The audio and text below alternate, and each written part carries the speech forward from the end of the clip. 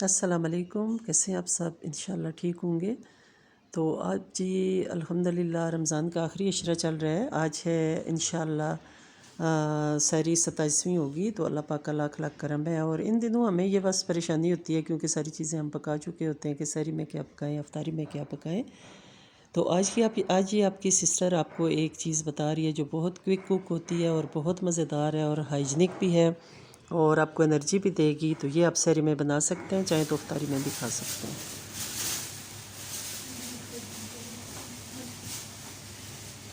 आपने कभी खाया है ये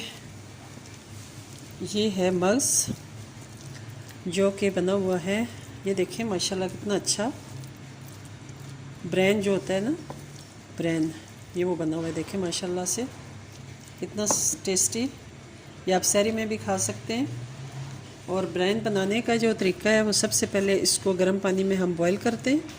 इसके जितने वो जाले वाले होते हैं सारे उतार देते हैं अच्छी तरह इसे साफ़ करके। फिर उसके बाद जिस तरह गोश्त बनाते हो उसका मसाला बनाते हो उस तरह मसाला बना के तो ये बॉयल्ड ब्रेन जो होता है उसका इसमें डाल देते हैं। फिर इसको हिलाते रहते हैं ऑलमोस्ट अच्छी तरह। जब ये पक जाता है तो इसे ये देखें डिश आउट कर लेते हैं। ये देखें, तो ये आप सहरी में भी खा सकते हैं और अफ्तारी में भी खा सकते हैं। ये देखें माशाल्लाह से बहुत टेस्टी होता है, बहुत मज़ेदार। इस पर गार्निशिंग की हुई है धनिया की।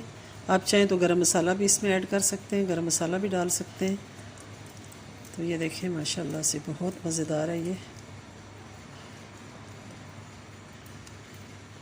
ज़बरदस्त सी ये रेसिपी है। इसकी रेसिपी मैं लिख दूँगी और आप उसको पढ़ के तो ये आप बना सकते हैं। बहुत से लोग ब्रेन डायरेक्ट बनाते हैं जिससे उसमें स्मेल हो जाती है। तो जब बॉयल करके आप बनाएंगे तो उसके वो जितने होते हैं ना उसकी वेंस वगैरह निकाल देंगे तो फिर ये बहुत अच्छा बनता है।